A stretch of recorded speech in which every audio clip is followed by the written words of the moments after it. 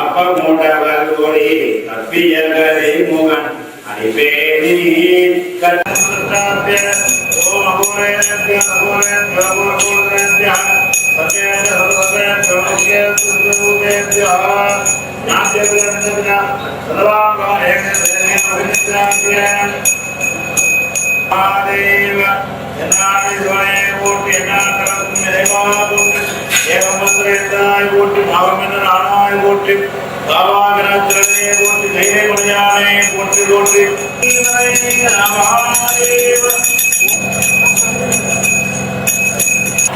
மண்ணுலகம் வாழ மறை வாழ வாழ்நமிகு செய்ய தமிழ் மார்மிசை விளங்க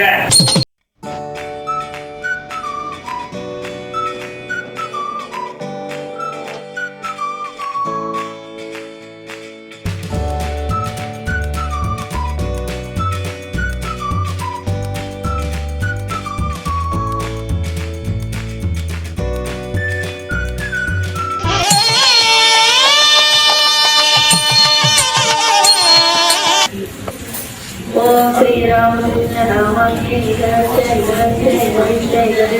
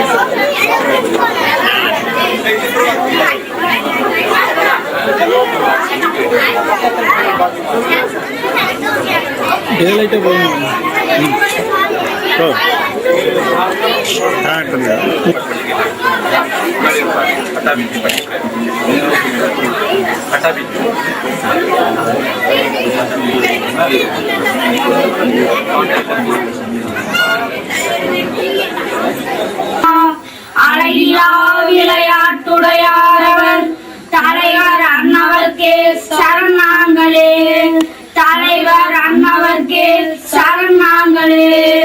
ஓம் நமச்சிவாய, ஓம் நமோ நாராயணாய. நன்றி. அடுத்து பூஜ்ய சுவாமி தயானந்த சரஸ்வதி மகாராஜ் அவர்கள் ரிஷிகேஷ் ஆர்ஷ வித்யாபீடம், மேலும் அமெரிக்க சைலோஸ்பர் ஆர்ஷ வித்யா குருகுலம், மேலும் கோயம்புத்தூர் ஆனைக்கட்டி ஆர்ஷ வித்யா குருகுலம் மற்றும் நாக்பூர் ஆர்ஷ விஞ்ஞான குருகுலம் போன்ற அமைப்புகளின் நிறுவனர் ஆவார். அன்னாரது சீடர்களுக்கு நூற்றுக்கணக்கான ஆசிரமங்கள் உலகெங்கிலும் உள்ளன. இந்து மதத்தின் முக்கிய தத்துவ நூல்கள் எல்லாம் இங்கு குருகுல முறையில் பயிற்றுவிக்கப்படுகின்றன. சுவாமிகள் நமது நிகழ்ச்சிக்கு வர இசைந்தது நாம் செய்த பாக்கியமே ஆகும்.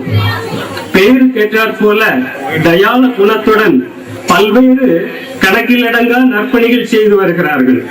அவர்கள் தனது பல்வேறு பணிகளுக்கிடையிலும் நம்மை ஊக்கப்படுத்த வருகை புரிந்துள்ளார்கள். அன்னாரை வணங்கி இந்து தர்ம வித்யாபீடத்தின் சார்பிலும் உங்கள் அனைவர் சார்பிலும் வருக வருக என வரவேற்றுக் கொள்கிறோம். ஸ்ரீ ராமகிருஷ்ண மிஷன் வித்யாலயம் மாற்றுத்திறனாளிகளுக்கான பள்ளி, வேலைவாய்ப்பு கல்லூரிகள் உட்பட பல்வேறு கல்வி நிறுவனங்களை நடத்தி வருகிறது. உலகளாவிய கிளைகளுடன் பெரிய துறவியர் படையுடன் மருத்துவ பணிகள், வெள்ள நிவாரண பணிகள், பேரிடர் நிவாரண பணிகள் என கணக்கிலடங்கா சமூக நல பணிகளை செய்து வருகிறது. அந்த ஆலமரம் போன்ற அமைப்பிலிருந்து ஸ்ரீமத் சுவாமி தத்பிரபானந்த மகாராஜ் அவர்கள் தனது பல்வேறு பணிகளுக்கு இடையிலும் நம்மை ஊக்கப்படுத்த வருகை புரிந்துள்ளார்கள். அன்னாரையும் வணங்கி இந்து தர்ம வித்யாபீடத்தின் சார்பிலும் உங்கள் அனைவர் சார்பிலும் வருக வருக என்று வரவேற்றுக் கொள்கிறோம். அடுத்து பள்ளப்பாளையம் ஸ்ரீமத் சுவாமி கேசவானந்த மகாராஜ் அவர்கள் அன்னார் நமது அனைத்து பணிகளிலும் ஊக்கம் தந்து தலைமை பொறுப்பில் இருந்து நமக்கு உதவி வருபவர்கள்.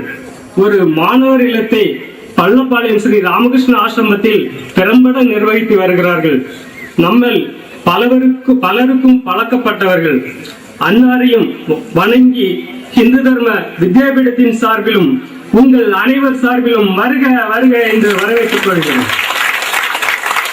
விழாவிற்கு கன்னியாகுமரி மாவட்டத்தில் இருந்து வருகை தந்துள்ள அமைப்பாளர்கள், ஆசிரியர்கள், பெரியோர்கள் ஆகிய அனைவரையும் வணங்கி அன்புடன் வருக வருக என்று வரவேற்றுக் கொள்கிறோம்.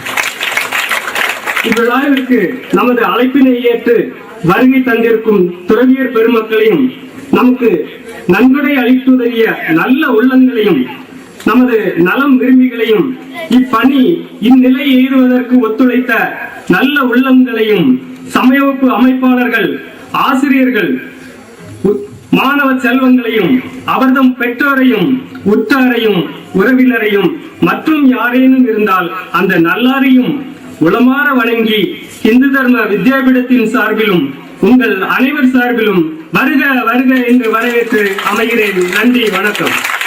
ஏக தர்ம கர்த்தாவும் ஸ்ரீ விவேகானந்த ஆசிரமத்தினுடைய தலைவருமான ஸ்ரீமத் சுவாமி சைதன்யானந்தஜி மகாராஜ் அவர்கள் இப்பொழுது பூஜ்ய சுவாமியுடைய ஆணையின்படி நமக்கு விவேகானந்த ஆசிரமத்தினுடைய பணி, அதனுடைய நோக்கம், இந்து தர்ம வித்யாபீடத்தினுடைய பணி, அதனுடைய நோக்கம் போன்ற விவரங்களை விரிவாக கூறுவார்கள். ஓம் ஸ்தாபகாய ச தர்மஸ்ய சர்வதர்மஸ்வரூபிணி அவதார வரிஷ்டாய ராமகிருஷ்ணாய தே நமः. குரு பிரம்மா குரு விஷ்ணு குருதேவோ மகேஸ்வரः குரு சாட்சாத் பரபிரம்ம தஸ்மை ஸ்ரீ குரவே நமः. பூஜ்ய சுவாமிஜி அவர்களுடைய பாதங்களை நமஸ்கரிக்கிறேன். மேடையிலே வீட்டிருக்கின்ற அனைத்து துறவியல் பெருமக்களின் பாதங்களிலும் அடியனுடைய பணிவான நமஸ்காரம். இங்கே வருகை தந்திருக்கின்ற சமய வகுப்பு அமைப்பாளர்கள், ஆசிரியர்கள், மாணவமணிகள், அவர்தம் பெற்றோர்கள், 1945 ஆசிரமத்தில் சேர்ந்த ஸ்ரீமத் சுவாமி மதுரானந்தஜி அந்த ஆசிரமத்தை நடத்தி வந்தார்கள்.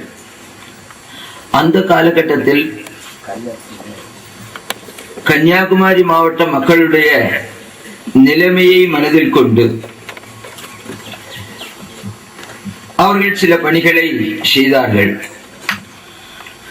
கன்னியாகுமரி மாவட்ட மக்களுடைய நிலை இப்பொழுதல்ல, அப்பொழுதே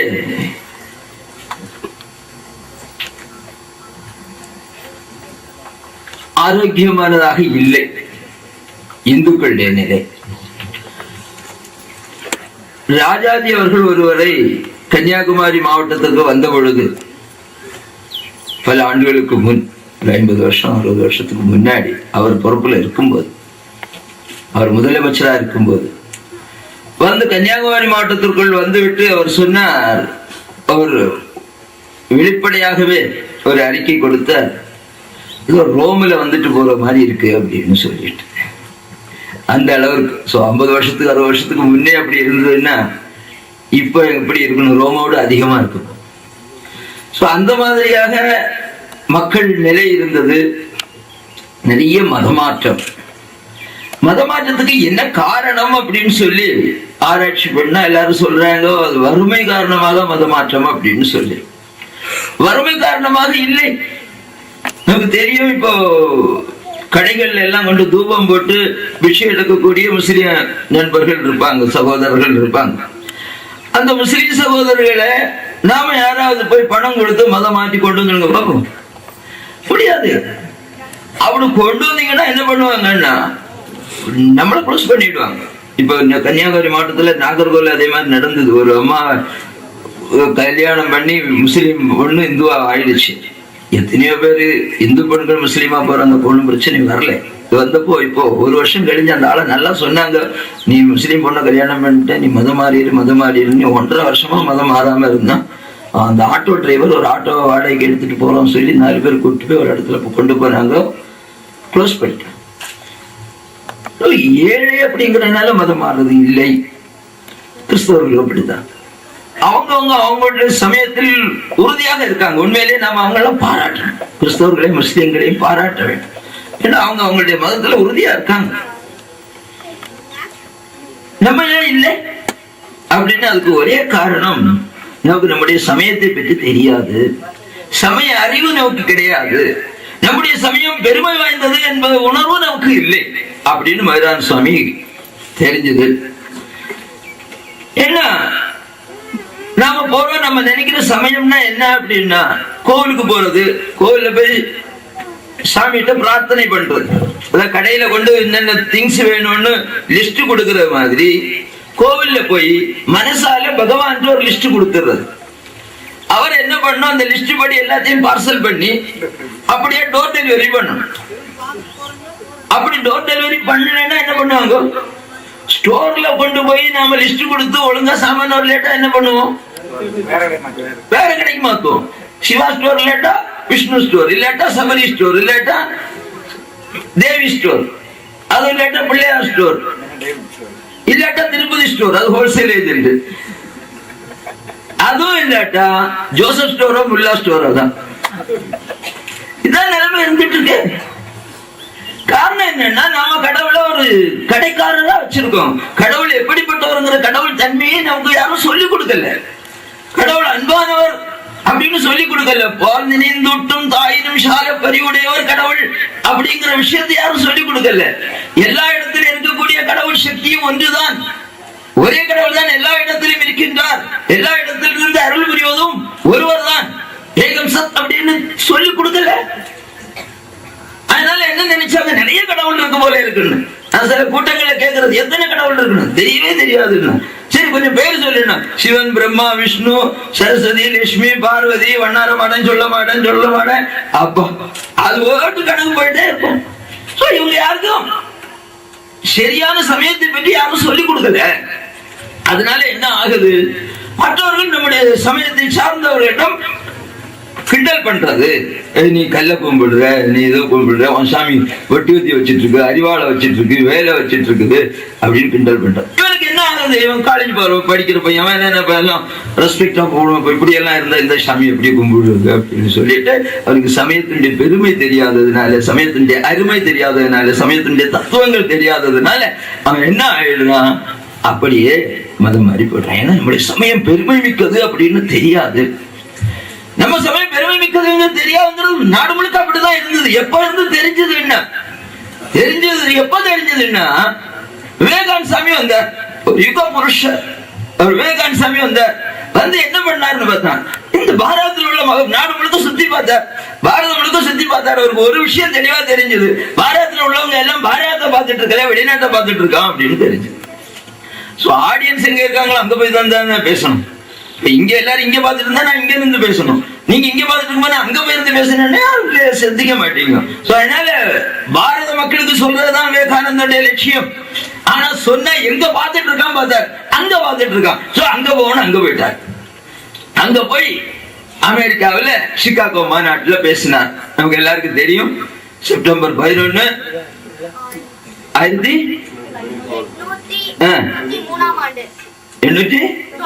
வெரி குட் 1893 ஆண்டு செப்டம்பர் 11ஆம் தேதி பேசினார். முதல்ல என்ன வார்த்தை பேசினார்? My dear sisters and brothers of America அப்படின்னு பேசினார். உடனே கரகோஷம் எழுந்தது. ஏன்னா அவருக்கு முன்னாடி 1-2 பேர் அப்படி பேசினாங்க. அவர் பேசும்போது ஏன் கரகோஷம் எழுந்ததுன்னா, அவர் உள்ளபூர்வமாக பேசினார். அது மட்டுமில்ல, அவரே சொல்றார், நான் பேசும்போது ஏன் கரகோஷம் எழுந்ததுன்னா, நான் அவ்வளவு தூரம் என்னுடைய ஒழுக்கத்தை காப்பாற்றி வந்தேன் அப்படின்னு சொல்றார். தனி மனித ஒழுக்கத்துக்கு அவர் அவ்வளவு தூரம் முக்கியத்துவம் கொடுக்கிறார். பேசும்போது மொத்தம் 3 நிமிஷம் அல்ல 3 நிமிஷம் பேசியிருப்பார். அந்த அவ்வளவு நேரத்துக்குள்ளால அவர் பாரதத்தினுடைய பிரதிநிதியாக பேசுகிறேன், உலகின் தாய் சமயமாகி இந்து சமயத்தின் பிரதிநிதியாக பேசுகிறேன், உலகத்தில் இருந்து விரட்டி அடிக்கப்பட்டவர்கள், அகதியாக வந்த அத்தனை மறுத்தவர்களையும் தாய் போல் அரவணைத்த சமயத்தின் பிரதிநிதியாக நான் பேசுகிறேன், பெருமைப்படுகிறேன் அப்படின்னு 5 தடவை சொன்னார். 3 நிமிஷத்துல 5 தடவை சொன்னார், நான் பாரதத்தின் பிரதிநிதி, நான் இந்து சமயத்தின் பிரதிநிதி. அவ்வளவு தூரம் அவருக்கு இந்த சமயத்தை பற்றி அவர் பெருமை கொண்டார். நமக்கு அந்த அளவுக்கு நம்முடைய சமயத்தை பற்றி தெரியுதா? நம்முடைய சமயத்தை பற்றி பெருமை கொள்ளும்படியாக நமக்கு சமய அறிவு இருக்குதா? நம்முடைய சமயம் உலகத்தின் உயர்ந்த சமயம் அப்படின்னு நமக்கு உள்ளபூர்வமா நான் நம்புறோமா? சில சொல்லுவாங்க, ஆமா ஆமா நம்முடைய சமயம் உயர்ந்த சமயம் தான், விவேகானந்த சாமி அங்க உலகத்தின் தாய் சமயம் உயர்ந்த தத்துவங்களை உடையன்னு சொல்லி இருக்காரு, அதனால உயர்ந்த சமயம் தான் சொல்லுவாங்க. நான் அவங்ககிட்ட கேட்கறது, ஆமா உயர்ந்த சமயம் சொல்றீங்க இல்லையா, ஏதாவது உயர்ந்த தத்துவம்னு நீங்க நினைக்கிற எதையாவது ஒண்ணு சொல்லுங்க. யாருக்கும் ஒண்ணு தெரியாது. நம்முடைய உயர்ந்த சமயம், நம்முடைய இந்து சமயத்தின் உயர்ந்த கருத்துக்கள் எது அப்படின்னு கேட்டா நமக்கு தெரியாது. ஒரு அம்மா எழுதுறாங்க, விவேகானந்தர் அமெரிக்காவில் இந்து சமயத்தை குறித்து பேச எழுந்தார். அவர் அமர்ந்த பொழுது இந்து சமயம் உருவாக்கப்பட்டிருந்தது அப்படின்னு சொல்லி அவருக்கு ஒரு வடிவம் கொடுத்தார். இந்து சமயத்தின் பெருமையை கொஞ்சம் கொஞ்சமா தெரிஞ்சுக்க தொடங்கினாங்க. அவர் இங்க வந்து சொன்னார், என்ன சொன்னார் அப்படின்னா, பாரத நாட்டில் பல்லாயிரக்கணக்கான ஆண்களும் பெண்களும் பணியாற்ற முன்வர வேண்டும். எந்த பணி உங்களுடைய கவனத்தை முதல் கவர வேண்டும் தெரியுமா? பாரதத்தில் அரசியல் பொருளாதார கருத்துக்களை பரப்பும் முன் ஆன்மீக கருத்துக்களின் வெள்ளம் பெருக்கெடுத்து ஓடச் செய்யுங்கள். காடுகளிலும் மடங்களிலும் மறைந்து கிடக்கும் வேத உபநிடத இதிகாச புராண கருத்துக்களை கிராமங்கள் தோறும் குடிசைகள் தோறும் வாரி இறையுங்கள் அப்படின்னு சொன்னார். மதுரான் சுவாமி அதை லட்சியமா எடுத்துக்கிட்டாங்க. சோ மக்களுக்கெல்லாம் நம்முடைய சமய கருத்துக்களை எடுத்து சொல்லணும். அதன் மூலமாக சமயத்தில் பிடிப்பு வரும். அதன் மூலமாக எத்தனை கோடி ரூபாய் கொடுத்தாலும் சரி, இல்ல வாழ வச்சுட்டு வெற்றிடுவேன்னு சொன்னாலும் சரி, இவன் மதம் மாற மாட்டான் என்ற நிலையில சமயத்தை வளர்க்க வேண்டும். ஒரு குறைந்தபட்ச ஹிந்து, ஒரு ஹிந்து குறைந்தபட்சம் தன்னுடைய சமயத்தை பற்றி என்ன தெரியணும் அப்படிங்கிறத தொகுத்து அது ஒரு 5 நிலை பாடங்களாக மாற்றினார்கள். தொடக்க நிலை, இளநிலை, வளர்நிலை, உயர்நிலை, முதுநிலை அப்படின்னு சொல்லி அந்த 5 பாடத்திலையும் ஒவ்வொன்று எழுது தேர்னாதான் அடுத்த எழுத அனுமதிப்போம். அந்த 5 தேறியவர்களுக்கு வித்யா ஜோதி அப்படிங்கிற ஒரு பட்டம் கொடுக்கிறோம். வித்யா ஜோதி வாங்கிட்டாங்கன்னா இந்து சமயத்தை பற்றி கொஞ்சம் தெரியும்னு அர்த்தம். மினிமம் எவ்வளவு தெரியணுமோ அவ்வளவு தெரியும்னு அர்த்தம். அப்படி பலரை வித்யா ஜோதிகளாக்கி அவர்கள் மூலமாக சமய கருத்துக்களை எடுத்து சொல்ல வேண்டும் என்ற திட்டத்தை சுவாமிஜி அவர்கள் தொடங்கினார்கள். அவங்க அப்ப போட்ட வித்து அல்லது அவங்களுடைய தபஸ் இன்னைக்கு கன்னியாகுமரி மாவட்டத்துல 750 இடங்கள்ல வகுப்பு நடந்துட்டு இருக்குது. 2000க்கும் மேற்பட்ட இளைஞர்கள், அதுல ஒரு 40 இளம் சிங்கங்கள் இங்கே வந்திருக்காங்க. இளைஞர்கள் 2000க்கும் மேற்பட்ட இளைஞர்கள் அங்க எந்த விதமான பிரதிபலனையும் எதிர்பாராமல் சமய வகுப்புகளை நடத்தி கொண்டிருக்கிறார்கள். சிலர் காலையில ஒரு 7 மணிக்கெல்லாம் கிளம்பினாங்கன்னா மாலையில 6 மணி வரை ஒரு 5-6 வகுப்புகள் கூட எடுக்கிறவங்க இருக்காங்க. அந்த மாதிரியாக பணி செய்து கொண்டிருக்கின்றார்கள். அதே மாதிரி இப்போ இங்க கோயம்புத்தூர்லயும் நம்ம அங்க கன்னியாகுமரி மாவட்டத்துல என்ன செய்துட்டு இருக்கோமோ அதே இது இங்க செய்யணும்னு நினைக்கிறேன். ஏன்னா தமிழ்நாடு முழுக்க இன்னைக்கு ஒரே நிலைமைதான் இருக்கு. எல்லா இடத்துலயும் வேகமாக மதம் மாற்றிட்டு இருக்காங்க. மக்களுக்கு இந்த மதத்தை பற்றி தெரியாத நிலைமை எல்லா இடத்துலயும் இருக்கு. இந்து சமயத்தின் அடிப்படை நூல் எதுன்னா யாருக்கும் தெரியாது. யாரோ கொஞ்சம் தெரிஞ்சவங்க கீதையும் வாங்க அல்லது தேவாரம் திருவாசம் சொல்லுவாங்க. அடிப்படையான நமக்கு எல்லாருக்கும் சேர்ந்த பொதுவான ஒரு அடிப்படை நூல் எதுன்னா யாருக்கும் தெரியாது, பார்த்தது இல்லையா அப்படிம்பாங்க. அந்த மாதிரி நிலைமை இருந்துட்டு இருக்கு. அதனால இங்க இருந்து நாம சமய வகுப்புகள் இங்க இருந்து நடத்துவோம். அதோட நாம வீடுகள்ல போய் பிரார்த்தனை பண்றது, ஏதாவது நல்ல காரியங்கள் நடக்கும் போது அங்க போய் மங்கள பிரார்த்தனை பண்ணு, அதுக்குன்னு தனியா புத்தகம் போட்டிருக்கிறோம். அந்த வேலையும் இங்க இருந்து நடக்கும். நம்ம கன்னியாகுமரி மாவட்டத்துல அது ஒவ்வொரு ஒன்றிய அளவில் அதுக்கு நாட்கள் இருக்காங்க. அவங்க போய் வேலை பண்ணுவாங்க. அது மாதிரி யாராவது இறந்தா அவங்களுக்கு ஆத்மசாந்தி பிரார்த்தனை பண்றது. ஏன்னா என்ன ஆகுதுன்னா இந்துக்களுக்கு எப்படி போய் பண்ணணும் தெரியாது. ஏதோ கொண்டு போறாங்க, பண்ணிடுவாங்க, இது சர்டிபிகேட் முடிச்சுடுறாங்க. கன்னியாகுமரி மாவட்டத்துல இன்னொரு தொந்தரவு கூட இருக்குது. இவங்க போய் யாராவது இந்து இறந்தா கூட இவங்களுக்கு பிரார்த்தனை தெரியாது. கிறிஸ்தவங்க வந்து நின்றுட்டு நாங்க பிரார்த்தனை பண்ணுவோமாங்க. பிரார்த்தனை பண்றதை யாரு தடுக்கிறது? அவங்க பிரார்த்தனை பண்ணி அவங்க மறுபடியும் எல்லாம் பண்ணிட்டு போயிடுவாங்க. அந்த நிலைமையை மாத்துறது அப்படிங்கறதுக்காக நாம இப்போ இந்த ஆத்மசாந்தி பிரார்த்தனை பண்ணுவோம். அது ரொம்ப வரவேற்பு இருக்குது. சென்னையில நான் இதை பற்றி பேசிட்டு இருக்கும்போது விமூர்த்தானந்தஜி சொன்னார், நம்ம இங்க வந்திருக்கவங்களுக்கு எல்லாம் ஒரு ஆசை வந்திருக்கு, சாகுறேன்னா கன்னியாகுமரி மாவட்டத்தில் போய் சாப்பிட ஆசை வந்திருக்கு அப்படின்னு சொன்னேன். அதனால அப்படி அந்த ஒரு காரியம் நடந்துட்டு இருக்கு. அதுபோல நம்முடைய பாரம்பரியமான வித்யாரம்பம் இதே மாதிரி உள்ள விஷயங்களும் இங்க இருந்து நாம பண்ணணும் அப்படின்னு சொல்லி நினைச்சு இது பண்ணிட்டு இருக்கோம். அதோட திருவிளக்கு பூஜை அப்படி சொல்லி ஒவ்வொரு ஊர்லயும் மாதம் ஒரு முறை ஒரு ஆலயத்திலையும் மாதம் ஒரு முறை ஒரு நாள் ஒரு மணி நேரம் தாய்மார்கள்லாம் சேர்ந்து பூஜை பண்றது. அதன் மூலமாக அவர்களுக்கு ஒரு ஆன்மீக உணர்வு வரும், ஒரு ஒற்றுமை வரும். அதுக்கான ஏற்பாடுகள் நடந்துட்டு இருக்குது, செய்துட்டு இருக்கோம். அதுக்குன்னு தனி புத்தகம் போட்டிருக்கிறோம். அது போக மாணவர்களை ஊக்கப்படுத்துறது. அங்கெல்லாம் படிக்கிறது அப்படின்னா அவங்க ஸ்கூல்ல படிக்கணும், படிக்கிறதுன்னா அவங்க தான் படிப்பாங்க அப்படிங்கிற நிலைமை மாறி இப்போ நம்முடைய சமய வகுப்புல சொல்லி இருக்கோம். யாரெல்லாம் 10ஆம் வகுப்புல 400க்கு மேல மார்க் எடுக்கிறாங்க அவங்களுக்கு 500 ரூபாய். சமய வகுப்புக்கு வரக்கூடிய மாணவர்கள் 12ஆம் வகுப்புல 1000க்கு மேல மதிப்பெண் எடுத்தா 1000 ரூபாய் சொல்லியிருக்கோம். என்ன ஆச்சு அப்படின்னா நிறைய மாணவர்கள் நம்முடைய சமய மாணவர்கள் நல்லா படிச்சு நிறைய பரிசு வாங்குறாங்க. ஒரு கிறிஸ்தவ ஸ்கூல்ல ஒரு ஊர்ல ஒரு நம்முடைய மாணவர்கள் 4-6 பேரு 400க்கு மேல மார்க் வாங்கிட்டாங்க. அவங்களுக்கு பொறுக்கல. அவங்க போய் கேட்டாங்க, எப்படி நீங்க இத்தனை பேர் வாங்கியிருக்கீங்க? அது எங்களுக்கு 400க்கு மேல மார்க் வாங்கினா 500 ரூபாய் பரிசு கிடைக்குமே. உடனே அவங்களும் இப்ப அந்த திட்டத்தை அனௌன்ஸ் பண்ணிட்டு சொன்னாங்க. அதனால நம்முடைய மாணவர்களை நாம ஊக்கப்படுத்துறோம். அவங்க பண்ணா அதுவும் நல்லதான், ஒன்றும் தப்பு கிடையாது. நாம அதே மாதிரி நம்முடைய மாணவர்களை ஊக்கப்படுத்துறது, அது போன்ற விஷயங்களும் நாம இங்க இருந்து செய்யணும் அப்படின்னு சொல்லி நினைக்கிறோம். இதே மாதிரி நாம நம்முடைய மக்களுக்கு, மக்களுடைய விவேகானந்த சாமி சொல்ற மாதிரி மக்களுக்கு ஆன்மீக அறிவும் வேணும், அதோட அவர்களுடைய வாழ்க்கை முன்னேறதுக்கான ஏற்பாடும் இருக்கணும். பசிச்சிருக்கிறவனுக்கு வேதாந்தம் சொன்னா புரியாது அப்படின்னு சொல்லி விவேகானந்த சாமி சொல்றாங்க.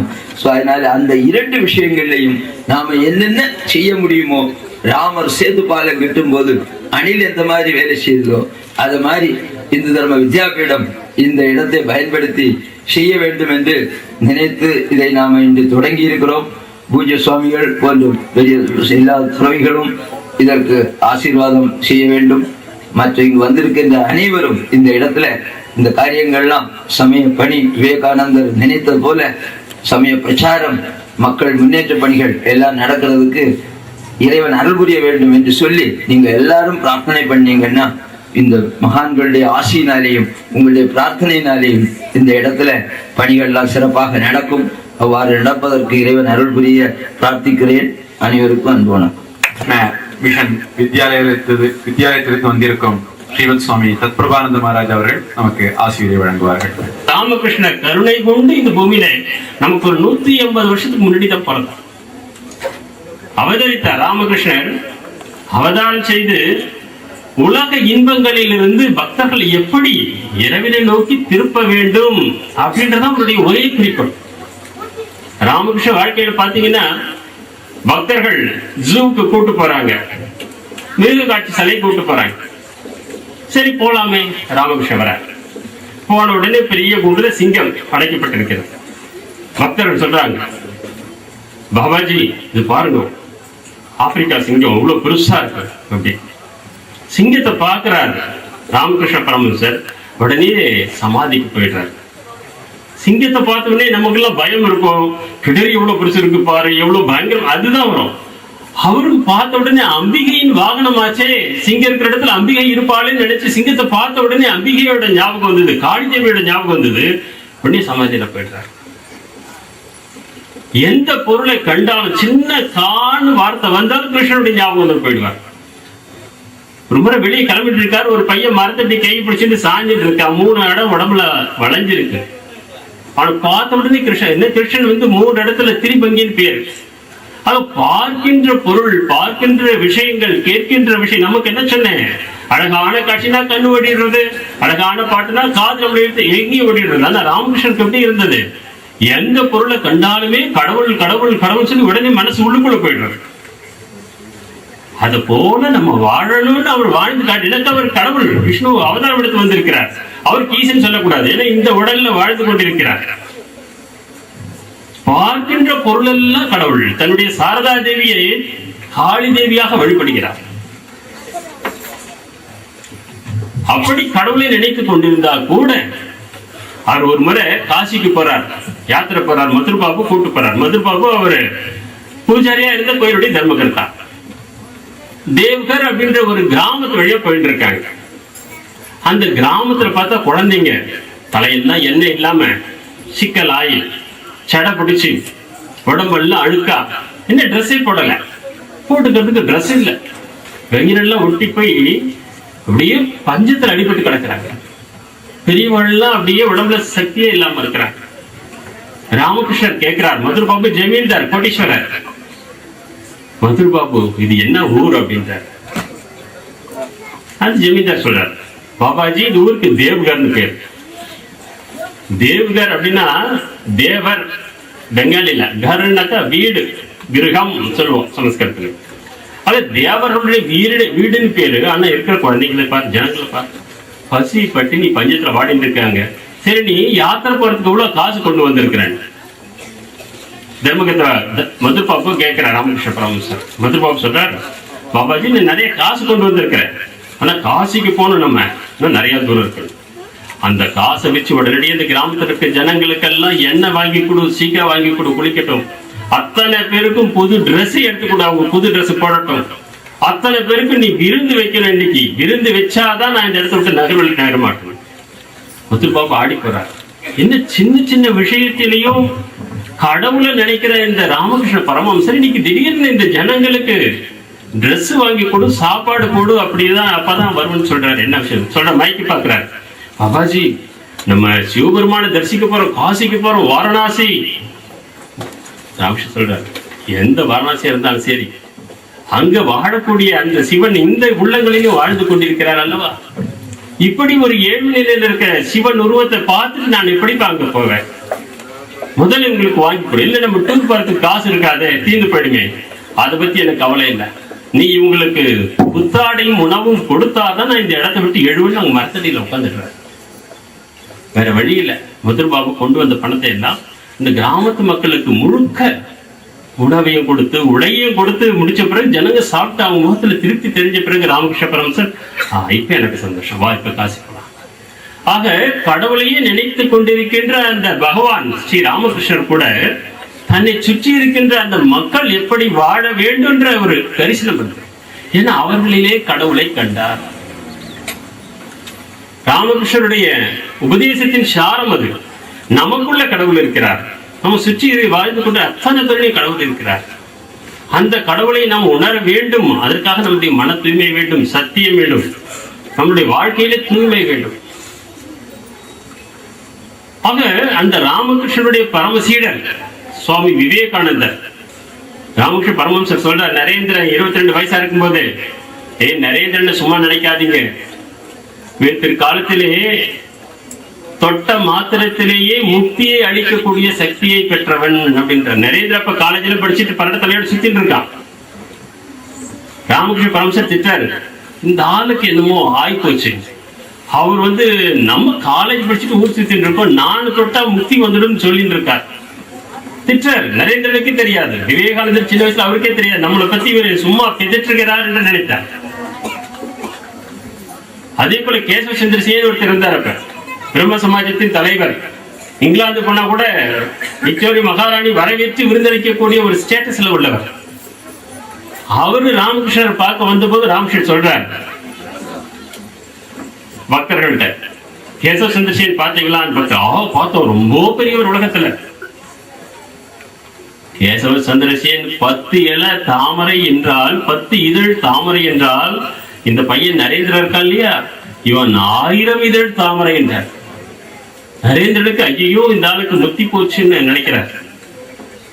போய் சவுத்துல எழுதுறார், கரிக்கட்டை எடுத்து ராமகிருஷ்ண பரமஹம்சர், நரேந்திரன் உலகத்திற்கே போதிக்கக்கூடியவன் சொல்லி கரிக்கட்டையில் எழுதுறார். அந்த இடத்த இன்னைக்கு கூட ஒரு கண்ணாடி கதவு போட்டு அப்படியே ஸ்க்ரூ போட்டு வச்சிருக்கிறாங்க. தட்சிணேஸ்வரத்துல போனீங்கன்னா அந்த இடத்த நீங்க பார்க்கலாம். ஆக அத்தகைய சுவாமி விவேகானந்தர் தன்னுடைய சீடர்களோட ஒரு இடத்துல ஒருங்கிக் கொண்டிருக்கிறார். அவருடைய சகோதரி சீடர் சுவாமி சிவானந்தர் இரவு எழுந்து பார்க்கிறார். ஒரு 2 மணிக்கு விவேகானந்தர் படுத்துட்டு விவேகானந்தரை காணும். அங்கே ஒரு பாலசிவன் படுத்துட்டு இருக்கார். விவேகானந்தர் படுத்திருந்த இடத்துல ஒரு பாலசிவன் ஜடாமுடி புள்ளித்தோலோட 4 பக்கமும் 4 பூத கணங்கள் உட்கார்ந்துட்டு இருக்க. அவரு நடுங்கி போறார்.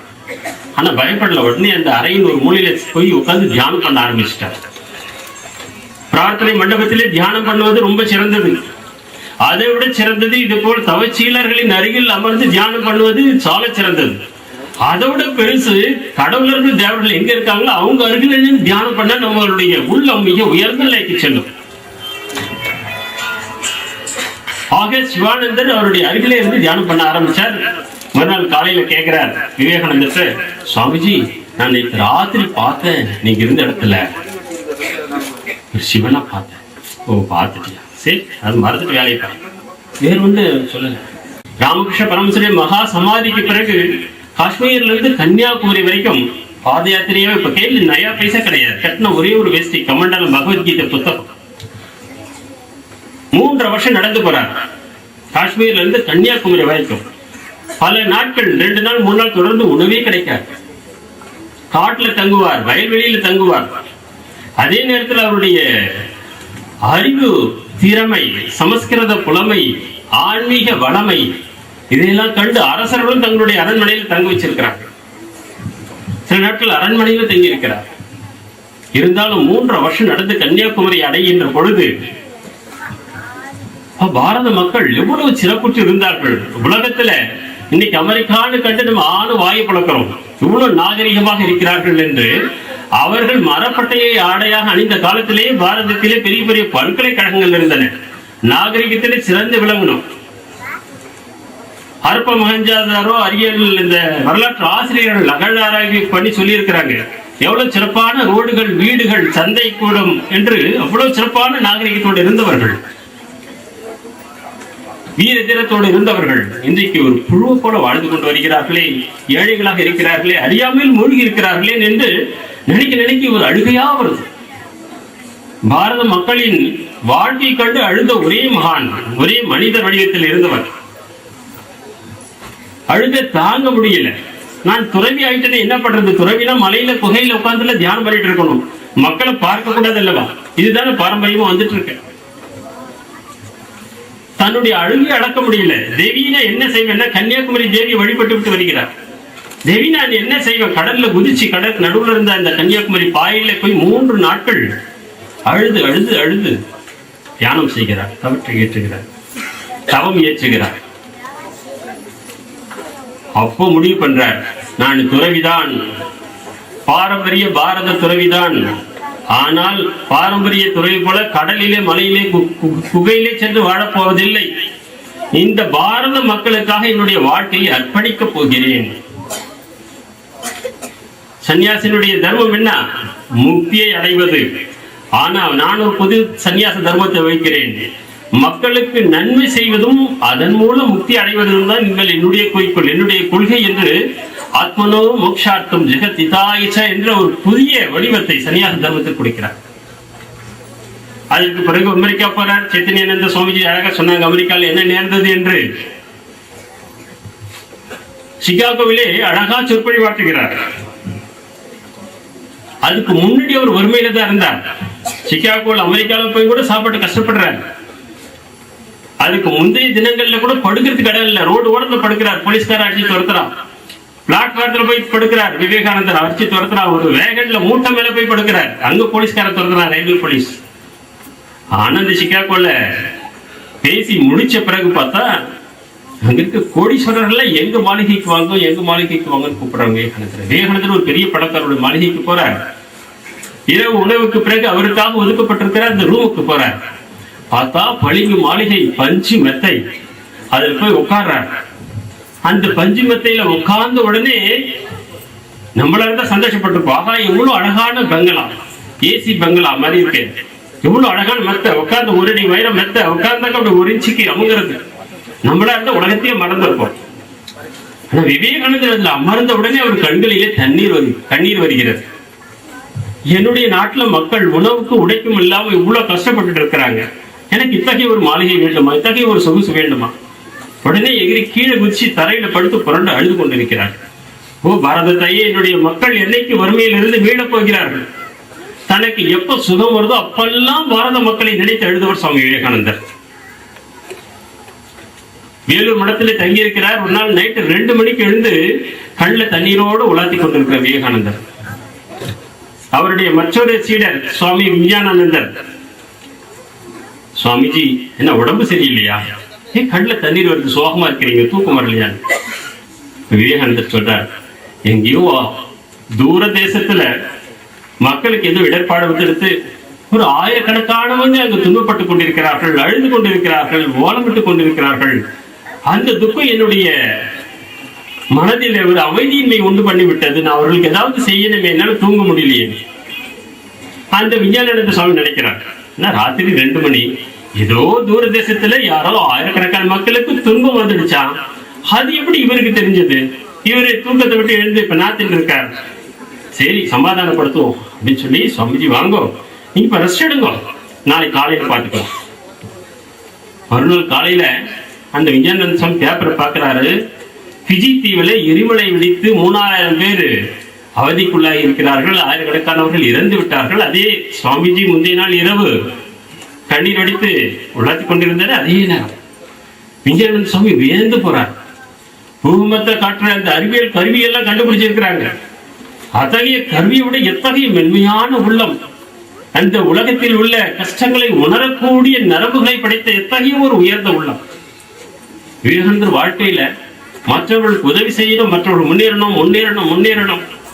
விவேகானந்தருடைய உபதேசங்களை எல்லாம் படித்தாலும் அதோட மைய கருத்து என்னன்னாக்கா, நீங்கள் ஒவ்வொருவரும் கடவுள் குடிகொண்ட மனிதர்கள், உங்கள் உள்ளத்திலே இந்த கடவுள் சக்தி இருக்கிறது, அதை வெளிக்கொண்டு வர வேண்டியது ஒன்றுதான் நம்முடைய இந்த பிறவியின் கடமை என்று சொல்கிறார்.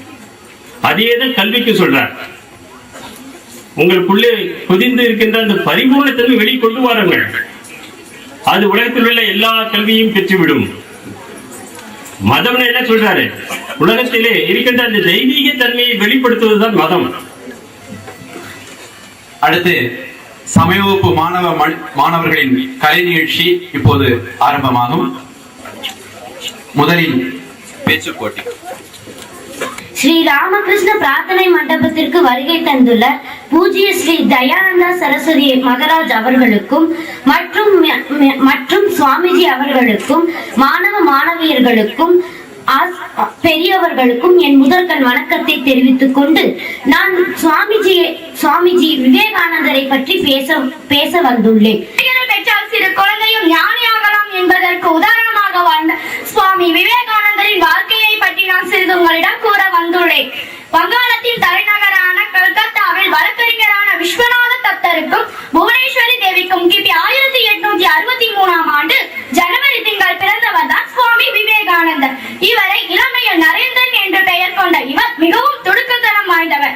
இவர் குறும்புத்தனத்தை அடக்க புவனேஸ்வரி தேவி, ஈஸ்வரா, உன்னிடம் நான் குழந்தை வரங்களை கேட்டேன், ஆனால் நீ உன் பூதகணங்களில் ஒன்றை என்னிடம் ஒப்படைத்து விட்டார் என்று புலம்பிக் கொண்டே இருப்பார். பாட்டு போட்டிகள். முதற்கண் வடவள்ளி சமய வகுப்பு மாணவர்கள். பாரத தாயை பணிந்து வணங்கும் வீரமைந்தர் நாம், அர்ப்பணமாவோம் அவள் தாளினிலே தூய மலர்கள் நாம். அரசுபுரம் சமய வகுப்பு மாணவர்கள். ராம ராம ராம ஸ்ரீ ரகு ராம ராம ராம. சமய வகுப்புக்கு வந்த மாணவருடைய பாடலை கேட்டீர்கள். இனி சமய வகுப்புக்கு வரப்போகிற மாணவியுடைய பாடலை கேட்போம்.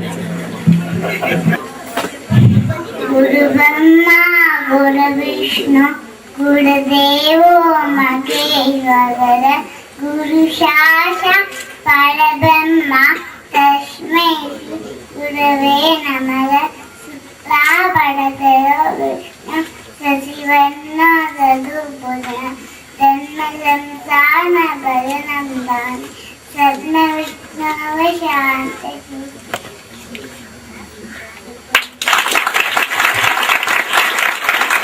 அடுத்து நாயக்கர் பொண்டி சமய வகுப்பு மாணவர்கள். ஜய ஜய ஜய சதி ஓம் ஸ்ரீ ஜய ஜய ஜய சதி.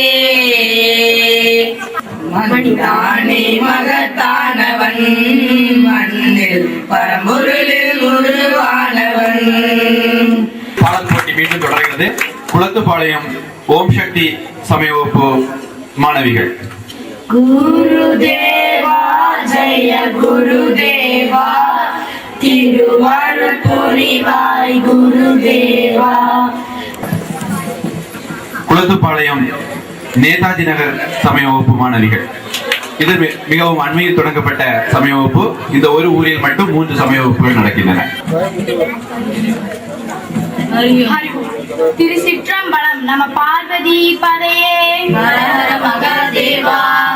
திருவாசகம் மாணிக்க வாசகர் அருளியது 7ஆம் பதிகம். திருவெண்பாவை திருவண்ணாமலையில் இயம்பியது. திருச்சிற்றம்பலம். ஆதியும் அந்தமும் எல்லாரும் பேரும். சுவாமிஜி என்னென்ன செய்கிறார்கள் என்பது தமிழகத்தில் அறிந்தவர்கள் வெகு சிலரே. எனக்கு அந்த பாக்கியம் கிடைத்தது. சுவாமிகள் சேவா என்கிற அமைப்பின் மூலமாக பாரதம் முழுவதும் வனவாசி கிரிவாசி மக்களுக்காக, மலைவாழ் வனவாழ் மக்களுக்காக 84க்கும் மேற்பட்ட மாணவர் இல்லங்களை நடத்தி வருகிறார்கள். மருத்துவமனைகள், கல்வி நிலையங்கள், பெண்கள் சுய உதவி குழுக்கள், மாலை சந்தியா வகுப்புகள் எனப்படுகின்ற டியூஷன் சென்டர், ரட்சண சமிதி என்கிற அமைப்பு 200 ஆண்டுகளுக்கும் மேலான மடங்களை இணைத்து ஆச்சாரிய சபா என்கிற அமைப்பு யூதருடன் பேச்சுவார்த்தை நடத்தி அவர்களை இந்து சமயத்தை புரிந்து கொள்ள வைத்தது. மேற்கொண்டு கிறிஸ்தவ இஸ்லாமிய சமயத்தருடன் பேச்சுவார்த்தை நடத்த இருப்பது. இதுபோல பட்டியலிட்டால் சாமிக்கு வழங்கப்படும் நேரம் குறைந்துவிடும். நாளை கூட ஆச்சாரிய சபாவுடைய கூட்டம் தொடங்கி இருக்கிறது. சுவாமிஜி நாளை குஜராத்தில் இருக்க வேண்டும். அவ்வளவு நெருக்கடியான நிகழ்வு நிரல்களுக்கு மத்தியிலும் சுவாமிஜி நமக்காக இங்கு வர இசைந்தது நாமெல்லாம் செய்த பெரும் பாக்கியம். இப்பொழுது நாம் சுவாமிகள் நாம் என்ன செய்கிறோம், நம்முடைய குழந்தைகள் என்ன செய்கிறார்கள் என்று பார்க்க விரும்பினார்கள். இனி சுவாமிஜி நமக்கு ஆசிரியை வழங்குவார்கள் என்பது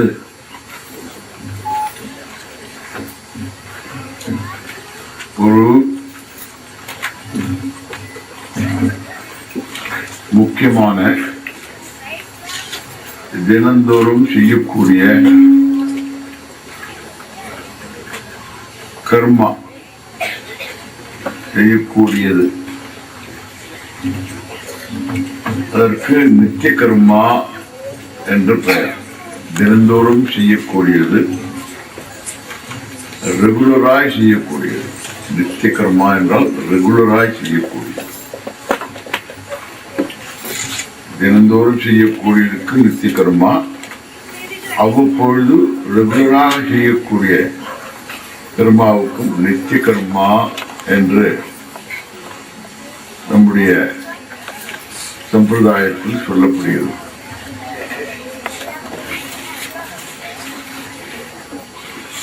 இப்படி நாம் தினந்தோறும்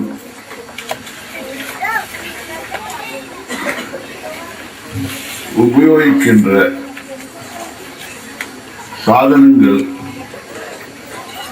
எல்லாமே சாதனங்களை நாம் தினந்தோறும் உபயோகித்து அதை மறுபடியும் சுத்தம் செய்ய வேண்டியிருக்கிறது. அணிந்த உடை, உபயோகித்த சாதனங்கள் லைக் பிளேட், வெசல்ஸ், இருக்கக்கூடிய வீடு, கார், சைக்கிள்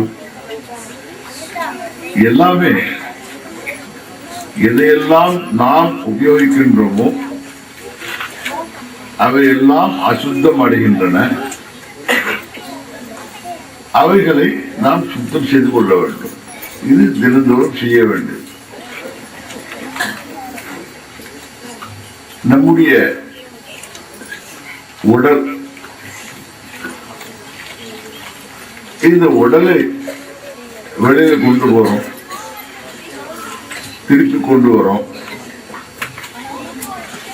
அப்போ அந்த உடலுக்கும் இந்த அழுக்கானது ஏற்படுகிறது. வியர்வையினாலும்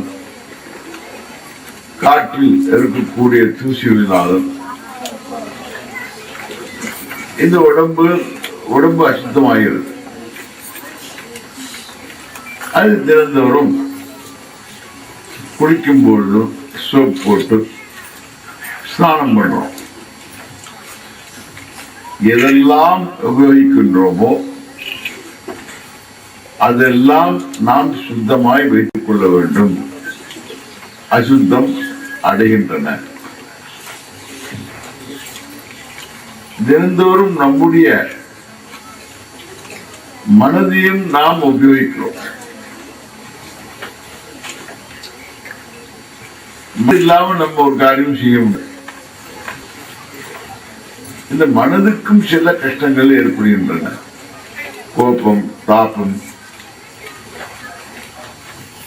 எவ்வளவோ கஷ்டங்கள், ஜெலசி, ஆங்கர், இம்மாதிரி மனதுக்கும் அசுத்தமானது ஏற்படுகிறது. துக்கம் போன்ற. வாரினா ந சுத்ததி அந்தராத்மா. வாரி எப்படி என்றால் தண்ணி. வாரினா ந சுத்ததி. தண்ணீரால் நம்முடைய உள்ளமானது சுத்தமாகாது. உள்ளத்தை சுத்தி செய்ய வேண்டும், சுத்தமாக வைத்துக் கொள்ள வேண்டும். அந்த சுத்தமாய் வைத்துக் கொள்வதற்கு இந்த பிரார்த்தனா என்பது முக்கியம்.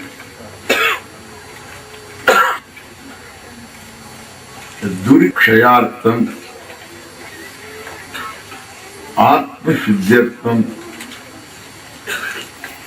அகமிதம் கரிஷ்யே, நான் இந்த கர்மாவை பிரார்த்தனையை செய்கிறேன், என்னுடைய உள்ளமானது சுத்தமாய் இருப்பதற்கு என்ற ஒரு சொற்பம் நிச்சயம் பண்றோம். இன்னொன்று என்னன்னா துரித்த கயார்த்தம். மனிதனுக்கு அடுத்த நிமிஷத்தில் என்ன ஆகும் என்பது யாருக்கும் தெரியாது.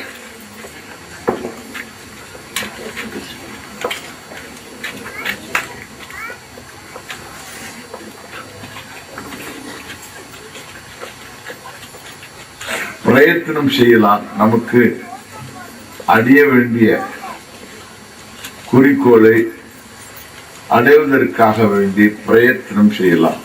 பிரயத்தனம்னா எஃபர்ட்ஸ், செயல்கள் செய்யலாம். சில சமயம் வெயிட் பண்ண முடியுமா இருக்கும். காலம், பிரயத்தனம், காலம் வெயிட் பண்ணணும். விதைத்தம்னா அந்த விதையானது அது முளைத்து செடியாகி நமக்கு பலனை கொடுப்பதற்கு காலம் தேவையாயிருக்கு. காலம். இன்னொன்னு இருக்கு, தெய்வம்னு பேர். தெய்வம் என்றால் நம்முடைய கையில் இல்லை.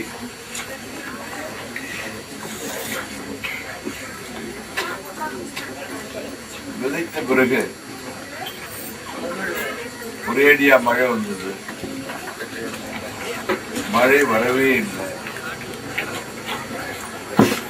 இம்மாதிரி கஷ்டங்கள் எவ்வளவோ இருக்கின்றன, நம்முடைய கையில் இல்லை. நம்முடைய கையில் இல்லாததை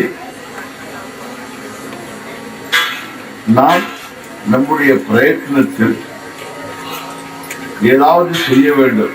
அதை தடுப்பதற்கு யாம் ஏதாவது எதை செய்யணும்னா பிரார்த்தனை தான். There is no other means. பிரார்த்தனை. அதான் பிரார்த்தனை என்பது மனிதனுக்கு முக்கியமான சமாச்சாரம். To be at the right place at the right time. One has got to have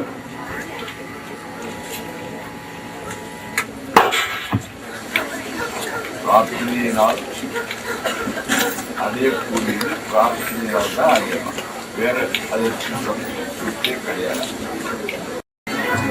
இந்த சமய வகுப்புகள் எல்லாம் மேலும் மேலும் நம்பர் இன்க்ரீஸ் ஆகிட்டே இருக்கணும்னு பிரார்த்தனை பண்ணிக்கணும். எல்லோருக்கும் என்னுடைய குழந்தைகளுக்கு எல்லாம் என்னுடைய ஆசீர்வாதங்கள். ஓம்